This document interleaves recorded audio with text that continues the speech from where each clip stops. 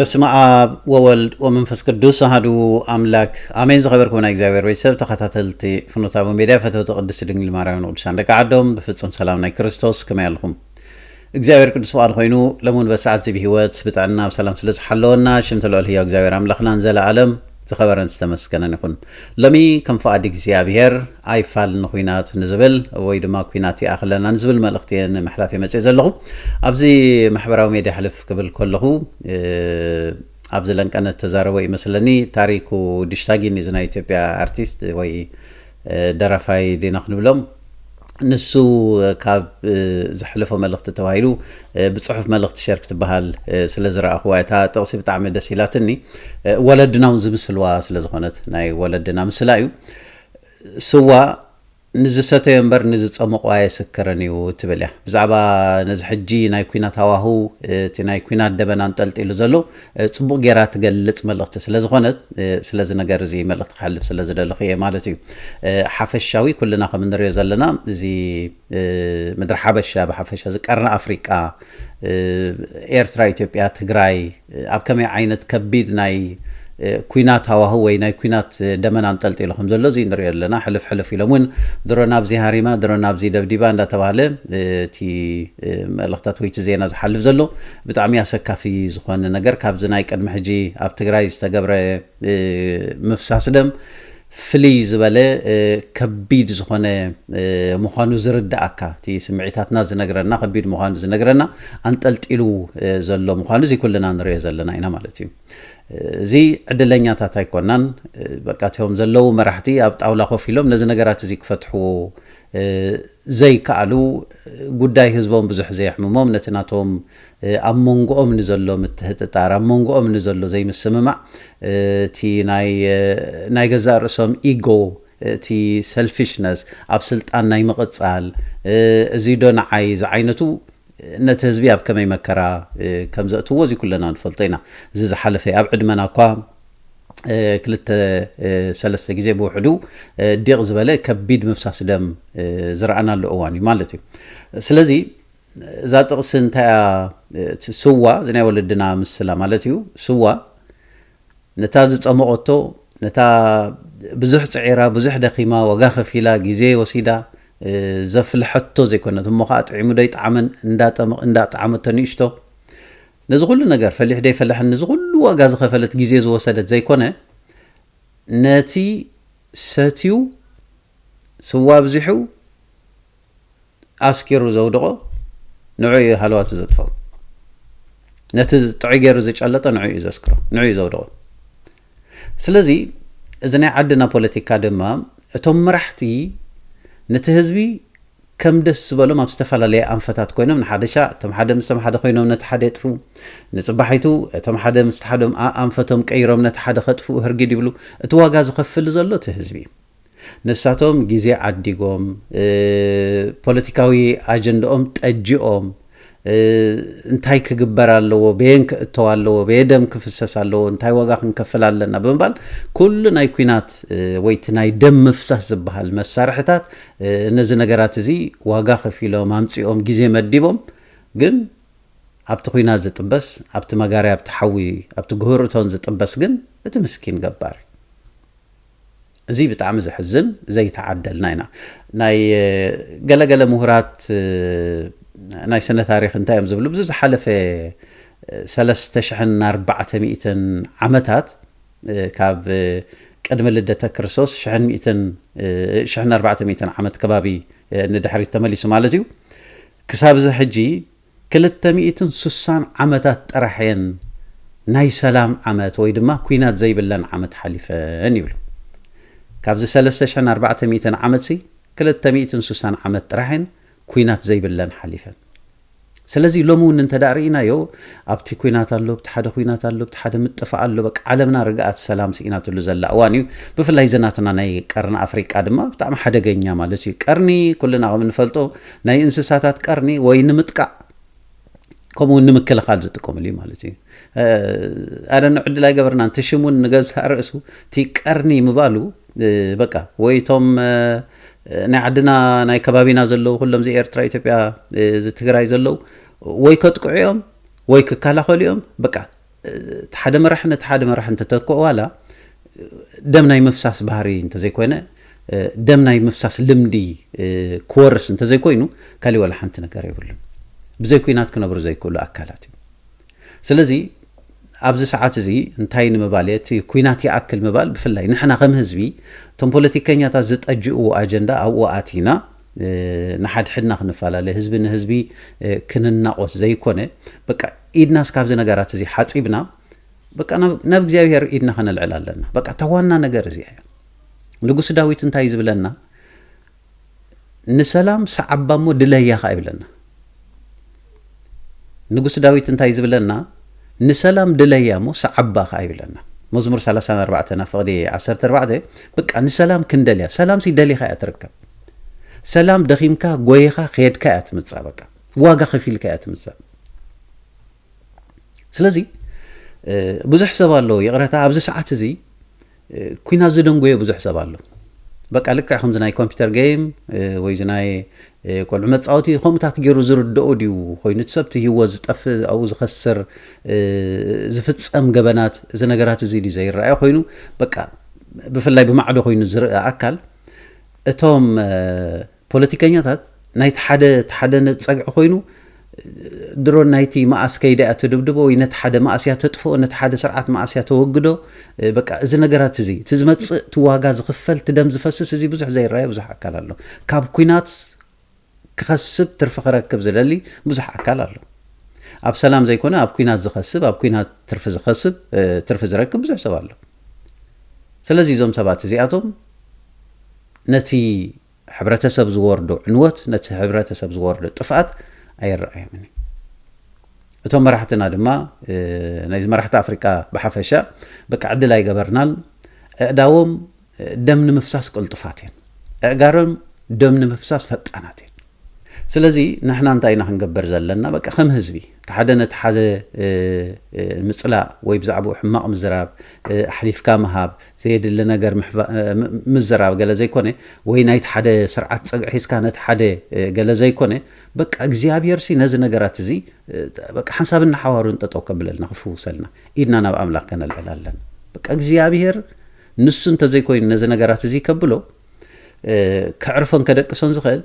ተሓደ መራሒ ተቀይሩ ተሓደ እንተመፀ ብድሕሪኡ ዘለውን ወላ ሓንቲ ውሕስነት የብሉን በቃ ዝህዝብ ትዝመፀ ሓድሽ መራሒ እውን እንተኾነ ዳው ደም ንምፍሳስ ፈጣናት ኢና እንቶም ሰባት እንታይ ወሪድና በቃ እንታይ ዓይነት መርገሚ ዘሎ ኣይተረዳና ስለዚ ትዋና ነገር በቃ እግዚአብሔር ነዚ መርገም ነዚ ናይ ኩናት ነገር ንዑ ከጥፋልና በቃ ኩልና ሓፍ ነብል ኢድና ንሰላም ንድለያ ሰብሲ ብውሕዱ በቃ ንገዛ ርእሱስ ነብሱ ክመልኽ ይኽእል እዩ ነብሱ ክመልኽ ይኽእል ካብቲ ሓደ ፀግዒ ምክንያቱ ኩሎም እንታይ ዝበሃል ኣደኸደት ሕሸካ ሓተነኺ ዝበሃል ምስል ኣሎ ኩለና ይልሓሳ ኩለና ሕሻ ገለ ዝበሃል ምስላ ጥዑይ ገይረ የምፃህዋ ዘሎ ሕጂ ተሓደ ሰርዓዶ ገለ ዝበሃል ኩሎም ደም መፍሳስ እዮም ኩሎም ደም መፍሳስ ይትስርሖም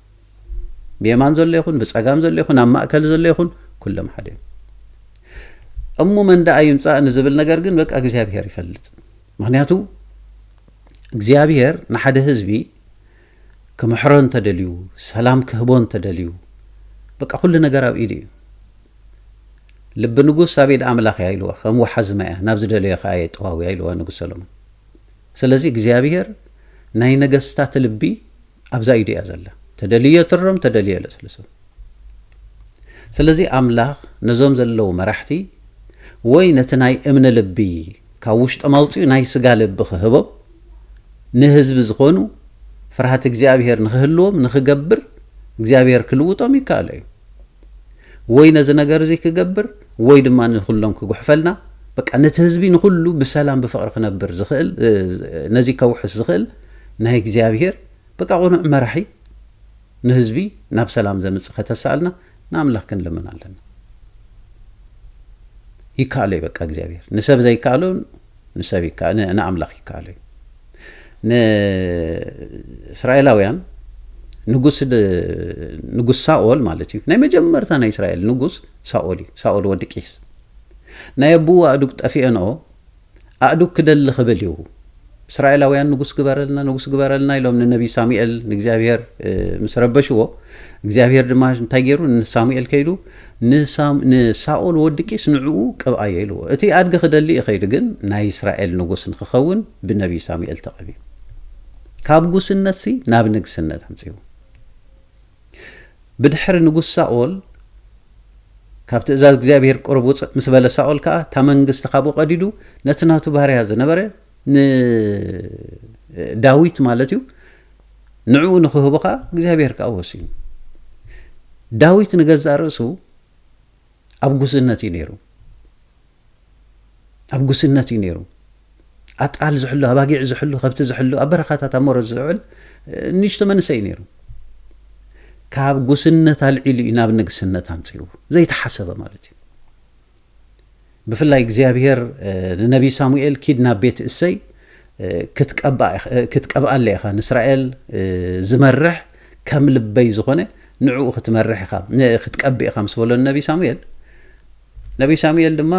ናብ ቤተኤል ከይዱ ናብ ቤተልሔም ከይዱ ናብ እንዳ እሰይ ማለት እዩ እንዳ ንጉስ ዳዊት እሰይ ኣቦ እዩ ብድሕሪ እቶም ዓበይቲ ምልኩዓት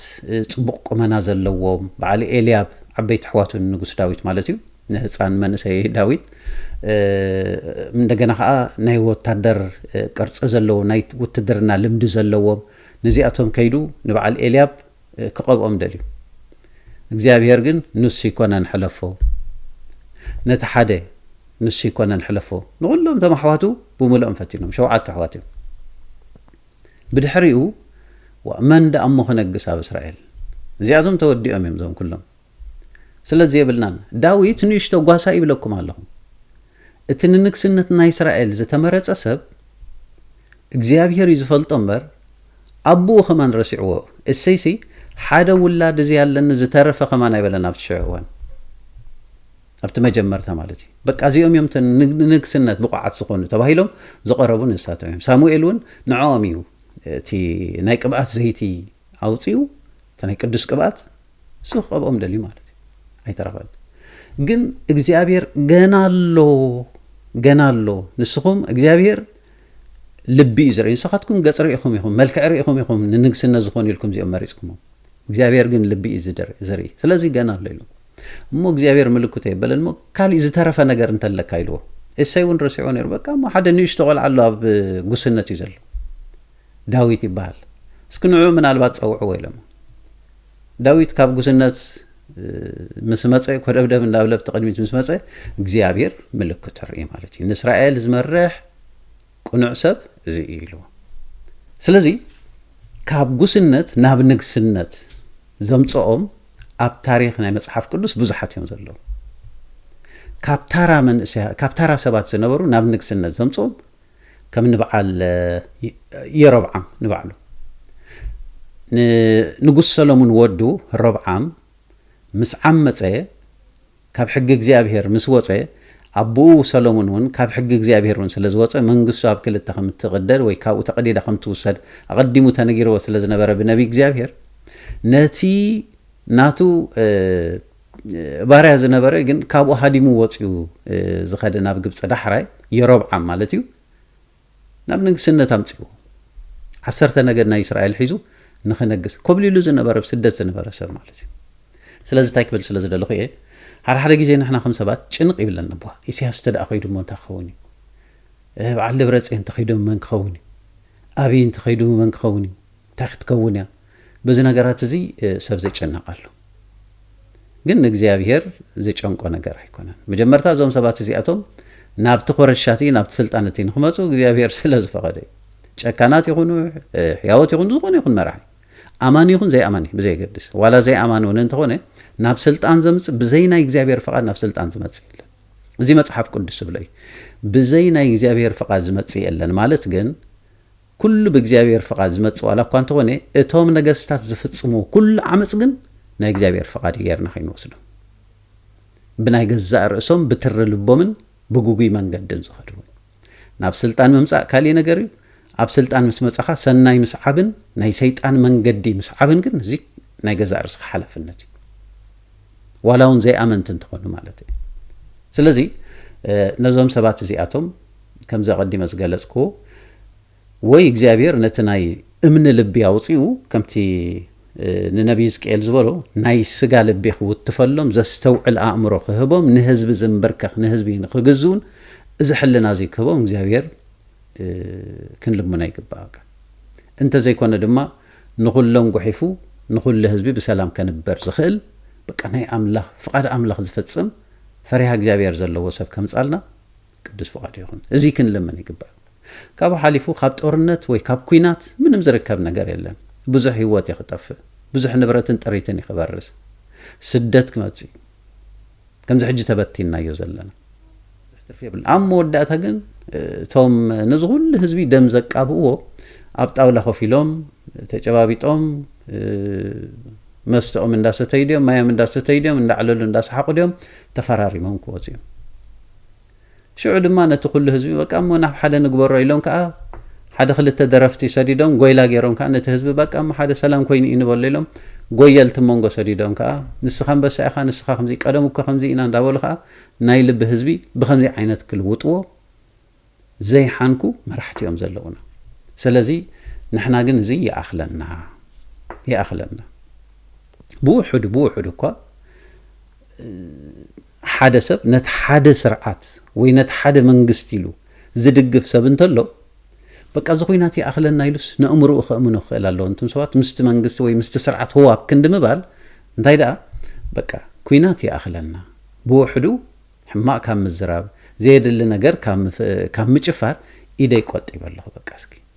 ኢደይ ቆጢበ ኣለኹ እግዚአብሔር ሰላም ኣውርደልና ኢሉ ነብሲ ወከፍ ሰብ በዚ ሓላፍነት እዚ ክንቀሳቐስ ጽቡቕ ኮይኑ ይስማዓኒ እሞ እግዚአብሔር እቲ ናይ ልብና ሰናይ ትምኒት ሰሚዑ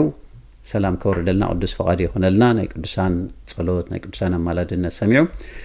ንኹልና ንሃገርና ንምብራቕ ኣፍሪቃ ሰላም የውርደልና ስለ ዝነበረና ግዜ እግዚአብሔር ዝኸበረን ተመስገነን ይኹን ጸጋው ጌታና መድሓና ኢየሱስ ክርስቶስን ፍቕሪ ኣምላኽን ሕብረት መንፈስ ቅዱስን ምስ ኩልና ይኹን ፍኖተ ኣበው ሓደሽቲ ዘበልኩን ቀጻሊን ዝወጽእ መልእኽቲ ንምክትታል ሰብስክራይብ ብምግባር ቤተሰብ ኩኑ ነዚ መልእኽቲ እዚ ድማ ሸር ምግባር ኣይትረስዑ